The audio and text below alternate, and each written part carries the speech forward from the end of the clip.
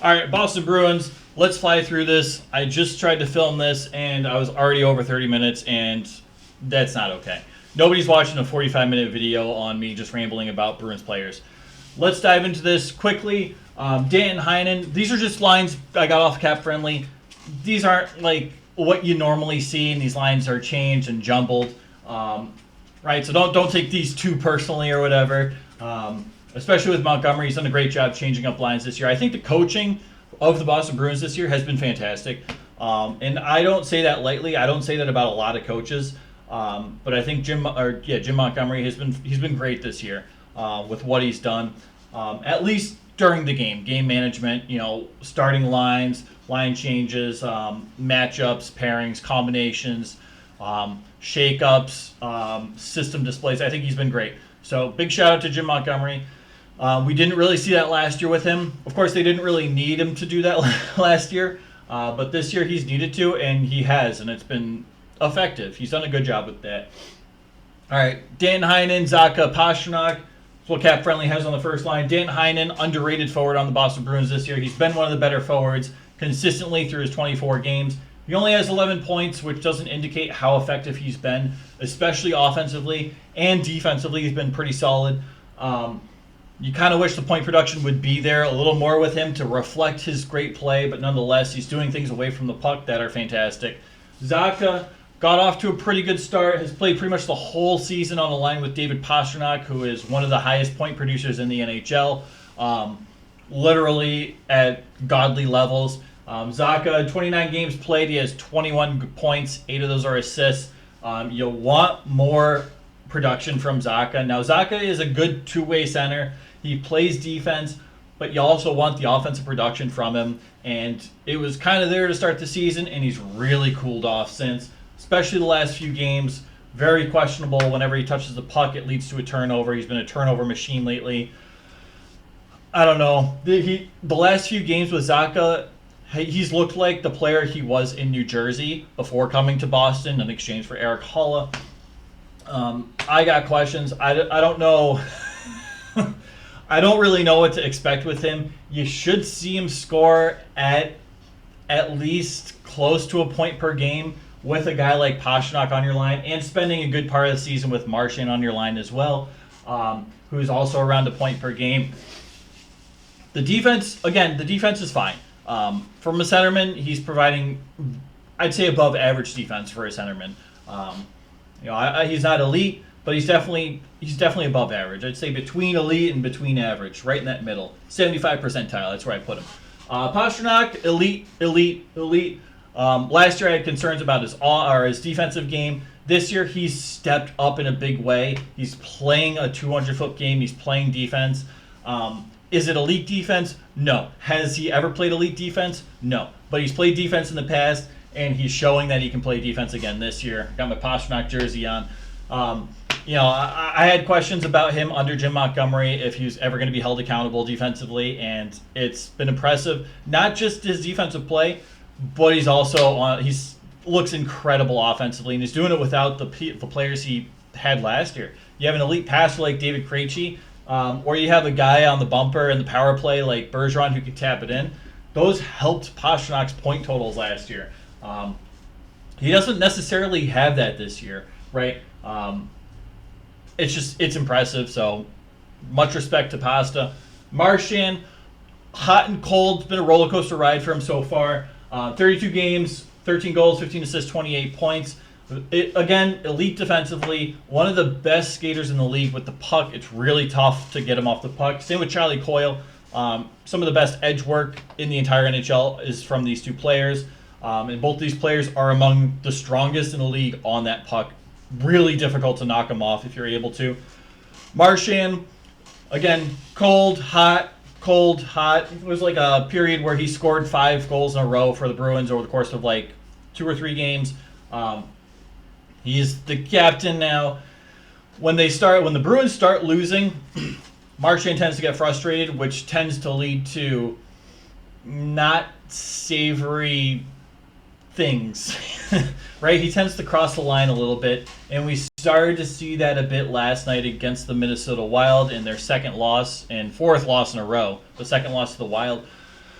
Marchand didn't take any bad penalties. He took a roughing penalty. He had the puck and he tried to avoid a hit by Kirill Kaprizov and ended up kind of clotheslining him, which sent Kirill into the boards. I didn't think that was dirty, and like, feel free to chime in or whatever, but my opinion was like, it's just one of those things that happens. It's part of hockey. It's not like we only see that with Brad Marchand. We see that every once in a while with a lot of players throughout the league. But Marchand was doing a lot of extracurriculars behind the plays, and kind of walking that line of getting a bad penalty, and that's not something you want to do when you're down in a game and your team's losing. That's a big, it's a big morale deflator. So Marchand got questions, producing well offensively. Good for this dude. Charlie Coyle got off to a really hot start. Again, very good defensive forward. Good in the face-off dot. I think he's gotten better in the face-off dot. I wouldn't say he's been an elite face-off player, but this is the best he's ever looked, and he's by far the Bruins' best face-off player. 21 points, 10 goals in 32 games this year. We usually see him at about 0.45 to 0.5 points a game. We're seeing him around 0.6, so he might take a bit of a step back. He's one of the most consistent players in the entire league at putting up points. It's incredible how consistent his point production is season in and season out. So we might see that number dip a little bit, but he's pretty close to being on pace for his normal totals. DeBrusk, bit of a disappointment this year. I love Jake DeBrusk, I really do. His defensive play has been good. Playing on the penalty kill has been good, but you need more offensive production from him. He's a speed guy. He's a skill guy. He can put the puck in the net. He's got a great shot. But we've seen this years in Boston. When he's deployed with Charlie Coyle, Jake DeBrusk does not produce offensively. He does not score. This isn't something new. And he's always paired with Charlie Coyle. Why? Because he's a top six forward. Why? Because you have, who else are you going to put on that right wing in the top six? But also, like, Charlie Coyle is also, like, one of your best centermen, too. So I don't know. You put him down, then Coyle becomes the first line center with Pastrnak and Marchand on his wing. And that's, I don't know, not necessarily, I don't know.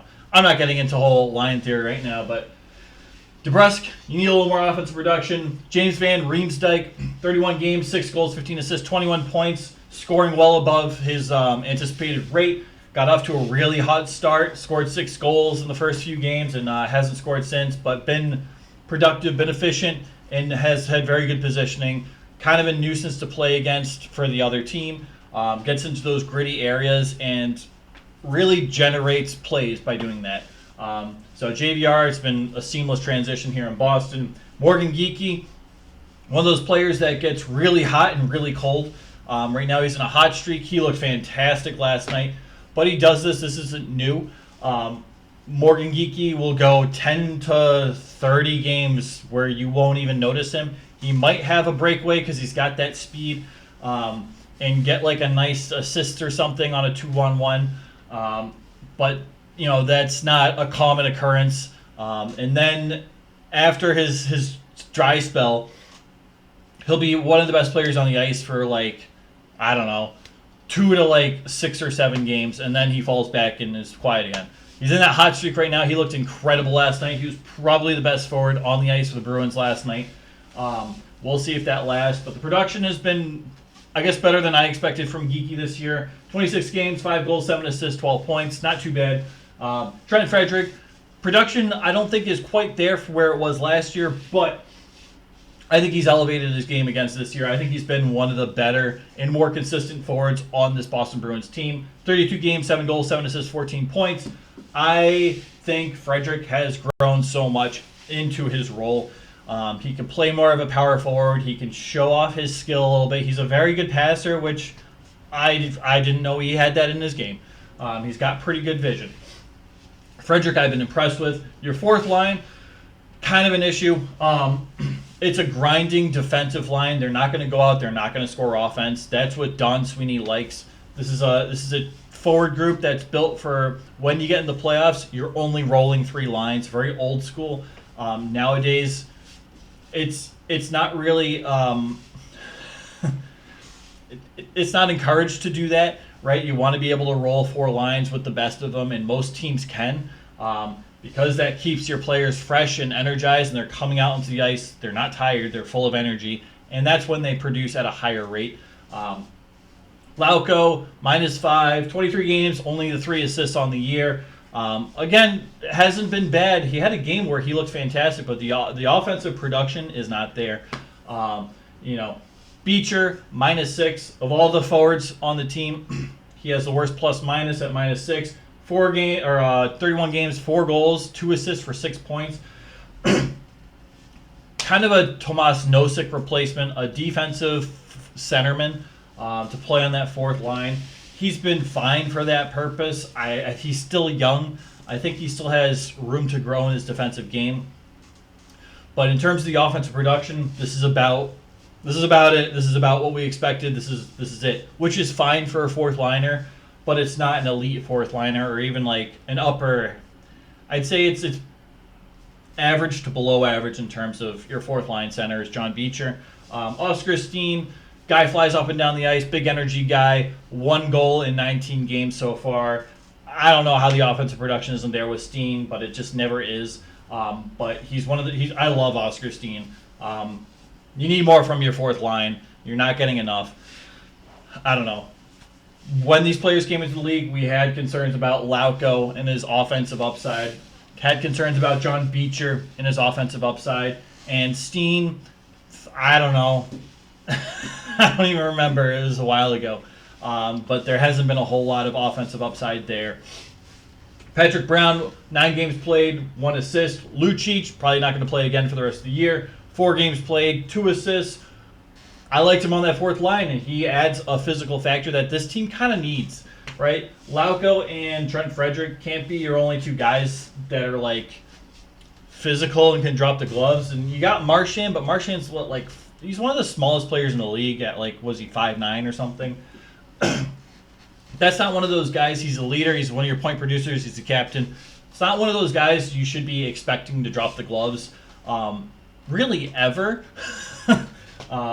That's one of those players you want to keep in the lineup, keep on the ice, and keep it going.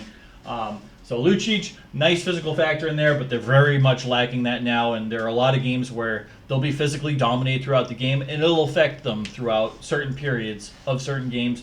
We've seen that throughout this year. They need to get a little bigger. They need to get a little more physical. Last up, Matty Poitras. He's been good. Got off to a really good start. Excuse me. 27 games played, 5 goals, 8 assists, 13 points. Really, really cooled down the past, 10, 15 games. Really fallen out of that Calder Trophy contention, which is Rookie of the Year. He's now being sent to the World Juniors, which is great. I don't agree with anything Don Sweeney does, but this is a great move. Sending this kid back to play at a junior level, to get some confidence back, to kind of work on the things he needs to work on. It is very temporary. You can't send him down to the AHL, right? You can't send him back to the OHL at this point. He's kind of stuck in Boston. This is your chance to move him for a little bit of development, get some confidence, come back. Is he going to be a Rookie of the Year candidate? Absolutely not at this point, and that's okay. It's perfectly okay. Because I think he's the 2nd highest scoring player of his entire rookie class, behind the number 1 overall pick, Slavkovsky. Don't quote me on that, but I'm pretty sure. And this kid's a 2nd round pick, so that's impressive already. This kid's got a bright future. His defensive play is okay. For a rookie forward, as young as he is, his defensive play is impressive. There's still a lot of growing to do, but I'm impressed. Defense, Hampus Lindholm. Looking like vintage Hampus Lindholm from Anaheim. You can see the potential and the greatness in the player, but then there are just stupid mistakes being made. I think he got a hold. I don't know if it was last night. He got a holding penalty, and it was just dumb. You don't need to take that penalty under any circumstance. Some of the turnovers that he's made have been very questionable. This is the Hampus Lindholm we saw in Anaheim. Here, there's potential. We saw him last year be one of the best defensemen in the entire league, not just offensively, which he was, but defensively as well. So I don't know. honestly, like, even if he plays like old Anaheim, Hampus Lindholm, the contract is fine. I don't have any quarrels with that. But you want a little more from Lindholm, especially offensively. 7 points in 32 games, 6 of them being assists. This team has been struggling with offense. You need to score a little more. Charlie McAvoy, somehow a -7. Then again, he's usually paired with a weaker defensive player. He's played with rookie Lohrei, who has his defensive deficiencies. He's played with Mitchell. Who else does he play with? Oh, and he plays a lot of time with Grizzly. McAvoy, 24 games played, 3 goals, 15 assists, 18 points. He's been fine. I like McAvoy. His offensive production, he can be a point-per-game player with his offensive production, but his defensive game has been fine. He kind of gets into trouble when he skates up into the offensive zone and turns the puck over. It's usually a 50-50 if he goes in and skates towards the net of the other team. He may or may not turn the puck over. And if he does, it's going the other way. And then you're leaving one of the weaker defensive partners on this team on an island, and that can lead to a goal against. And we've seen that a couple times this year. But overall, McAvoy, elite two-way defenseman in the league.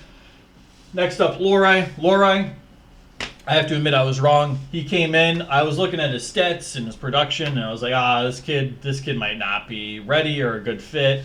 Now he's exceeded my expectations. There's offensive to his game. He's a pretty good edger. He's got that vision. He's got decent IQ. His defense is okay. It's not bad. He's a young defenseman. You're seeing those young defensive deficiencies, and that's leading to some goals against. But overall, he's impressed me. He's getting the minutes at an NHL level. He'll continue to grow and get better. This kid could be a very good player in the next few years. And I don't know. He's impressed me so far. Still defensive deficiencies with Lohrei, but that's a running theme with this whole defense. Carlo, best defensive player on this team. He's a +12, and he's scoring at a rate we don't usually see him score at. 2 goals, 5 assists for 7 points in 32 games. Not bad for Carlo, who is primarily only in his own defensive zone defending. Every year he elevates his defensive game and gets better and better in his own zone. This year's no exception. Shout out to Carlo. He's still young and on a great contract. Third line pairing has been an issue all season. It's been a very weak spot of this team. Right now you got Parker Wotherspoon, 1 assist in 8 games. Fine depth. He's a depth defenseman at this point. There's not a whole lot of offense to his game, and every game he plays, he's getting into some extracurriculars, behind the play. He's sitting on players, and that's fine, all good and well in the playoffs. But during a regular season game, if a guy's already on the ice, you want to skate up and get the man advantage in the offensive zone. I don't know, to maybe score a goal or help your team instead of playing wrestling with one of these random players.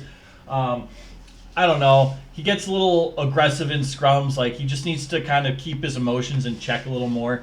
And I think he'll be a fine depth defenseman who plays defense, kind of like a Jerry Tenorti without the fighting. Ian Mitchell, I don't know how he's a +6. He has 2 assists in 13 games on the season, but Ian Mitchell has been an absolute adventure in his own zone this year. I don't know. This is a guy that, like, I would not be playing. I know they kind of have to at this point, but I think he's gotten more games than I would have given him. He's gotten play time over a guy like Grizzly or Forbert when they're healthy. I think Shattenkirk was a scratch one game and Ian Mitchell played in his place. So I got questions about that. Not the best defensive player in my opinion. Shattenkirk's been okay. He's a good third pairing defenseman. He's a -3, but he has 8 points in 26 games. Grizzly, -3 in 20 games, and he only has 1 goal. Grizzly, perfect trade bait for the Bruins this year. His stats look great because of the lines he's played on and the team he's played on and the success of the team. This is a guy you want to trade. He's a perfect trade bait. His contract expires this year, right? Whereas Grizzly, yeah, his contract expires at the end of this year. Trade deadline, you get a prospect, you get someone who can help you in the playoffs, you get anyone. Grizzly needs to be one of those key cogs you trade out for that, and you can do that. Forbert, penalty kill specialist. He's a +9, 20 games, 4 assists. He's been good.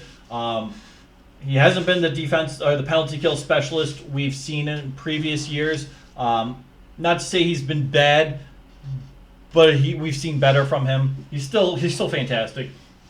5-on-5, we've seen some defensive lapses from Forbert, but overall, he's a third pairing defenseman, and that's not really out of tune with third pairing defensemen throughout the league. He's a fine third pairing defenseman. Finishing up, Allmark, 913 save percentage, 17 games played. I am thirsty, I'm sorry. Swayman, 928 and 16 games played. Both of these goaltenders have really benefited from the team defensive structure. Both of these guys are great goaltenders regardless, so I don't want to come across like I'm diminishing their achievements and accomplishments and their stats, because that should never... Both of these guys are fantastic. But you have a very defensive-oriented system. You have a ton of great defensive forwards that help. The defensive core, not quite where it has been in previous years, and this has helped Bruins goaltenders going back, I don't know, at least 20 years. We're going back to, I don't know, before Tim Thomas was that Raycroft and Andy Moog. Like, we're going way back. Bruins have been a very defensive structured team, and that's always helped out the goaltenders. Across the league, any team that is a defensive first team has a goaltender with great stats, because it makes a big difference keeping pucks out of the net. It's not anything crazy. It's not rocket science. And I like rocket science, but this is this is a lot simpler. So once we're starting to see the defense kind of lapse a bit, not play at the elite level we've seen Bruins defenses play at for decades. It's bringing down some save percentages. Swayman too. The last few games they've given up more goals than you would expect the Bruins to, because their defensive play hasn't been great. They're spending a lot of time in their own zone. They're not spending enough time in their offensive zone, and their offensive play has been absolutely anemic lately. But you also look at this roster, and you look at the forwards, and who's been scoring? You got a bunch of guys that have been scoring at above a rate we anticipated some of these guys to score at. You got a rookie in Patra, 13 points on the year. You got Coyle scoring above where he should be at. Geeky's producing offensively more than he has historically. Trent Fredericks played great. Pastrnak playing at an MVP level. You got a paid tryout guy, Dan Heinen, who's almost at a half point per game. Right? Like, so you're getting... James Van Riemsdyk is a prime example of scoring more than history would tell you they would produce. We're seeing a lot of these guys come back to earth, and we're seeing this team for what it is. I don't think this is an elite team. They did have an easy schedule to start the year off, and they did have tough matchups early on in the year. Really, the game they played against the LA Kings, I think it was in LA, was very impressive from the Boston Bruins, and I had concerns about the Bruins coming into this year, and that game shut me up. They played well, and it's not like the Kings played poorly. The Kings played well too, but the Bruins dominated that game, and they were fantastic. But we're starting to see this team for what it is. The defensive injuries are playing a role, but that's why you go out and you get defensive depth, as Don Sweeney always does. He always has like 10 or 11 defensive players on his roster at any time. But if those guys aren't able to step in and play at a rate of a third-line pairing defenseman, that is a major issue. And we're seeing that. We're not seeing these guys step in and play at the level of a third-pairing defenseman. That's an issue. We see guys throughout the league. We see Dakota Mermis in Minnesota playing probably at a top 4 rate. We see Jared Tenorti come in and play at a very least a third-line pairing defensive role. Right? It's not super uncommon, but we're not getting that from the Bruins, and that's really what you need when you have injuries. 3 defensive injuries is a lot, but so are the Minnesota Wild, right? Or they only have 2. But still, they have 2 of the best defensive players out on the IR, and the Bruins do not. They have Grzelcyk, and Shattenkirk's a scratch, according to Cap Friendly. I don't think he's hurt. And Forbert, I think, is hurt, right? Yeah, Forbert's hurt too. This says Grzelcyk as a scratch. I thought Grzelcyk's totally hurt. Regardless, Ryslick and Forbert, they're not going to make or break your team through injuries. Those are replaceable guys for the most part. So overall, concerns about their scoring. It's not where it needs to be. It's not where it should be. But it is where it was projected to be at the beginning of this year. The defensive structure, great. All the credit. The coaching, great. And I'm still bitter over the firing of Bruce Cassidy. I think Montgomery is a better fit, but I'm still bitter about the way they got rid of Cassidy. The defense itself, subpar. The defense needs to play better in their own zone. And it's not from guys driving up and getting lost in the offensive zone like we see with a lot of other teams. They're staying at home, but they're chasing and they're getting lost in their own zone, leading to closer in goals and matchups, and that really hurts. The way you're going to beat the Bruins is getting gritty and getting physical by getting shots off as close to net as possible, getting rebounds, getting close in passes. That's how you will beat the Bruins night in and night out without fail. And it's mainly because of their defensive players. So it is what it is. Obviously, let me know what your thoughts. If you have different opinions, that's great. Let me know. But the Bruins are concerning. I think we're seeing this team really for what it is. I don't think they're going to lose another 4 straight in a row. They're too good of a team, and they have too much of a structure. They play a lot of trap. They play a lot of defense. They're going to win some of these closer and low-scoring games, especially when some of these guys start getting back on the ice, especially like Forbert. But at this moment in time, it's concerning. They're looking like a wild card team at this point. They got off to a hot start. They're still atop of the Atlantic Division. I think they're still leading by 4 points over Toronto, which is great. But they're starting to fall back a bit. So we'll see if they play 500 hockey throughout the rest of the year. It's probably about a wild card spot at this point, which is fine. You make the playoffs, it doesn't matter. It's great because anything can happen in the playoffs. But there are things to address for the playoffs, so you don't have another first-round exit. All right, that's it. Again, we're approaching 27 minutes, but at least it's about half the time I did it the first time. Again, you got questions. You have difference of opinions. You like certain players, let me know. You think some of these younger guys are good. You think some guys who haven't been called up yet deserve a look. Maybe like Merkulov. I don't know, just throwing that in there. Maybe Mark McLaughlin gets called up. Maybe Jason Magna, who's played in the NHL before, gets a look. Do you want to see Fabian Lysell? Like there are these guys. You got Dan Renouf, who would be a fine third line pairing defenseman. But these are younger guys. You want to get them experience. You got options. Do you want to see Brandon Bussey come in and play a game or two, and then you can send it back down because I think this is his last year. He's waivers eligible. See what you have in the NHL for goaltending. When do your goaltenders' contracts run out? I don't even know. Swayman's a restricted free agent at the end of this year. He's going to get a pay increase, a significant one. And you got Allmark for 1 year after this. So it's good to see what you have in case you got to trade a goaltender. I don't know. I had that concern last year. We're still not seeing that, but it is what it is. So let me know what you think. You know any of these prospects? Like, have you watched Cole Spicer play? Or I don't know. I don't know. That's all I got. I appreciate you guys. Take care, right? And enjoy your holidays. It's holiday season. Christmas Eve today. Enjoy it.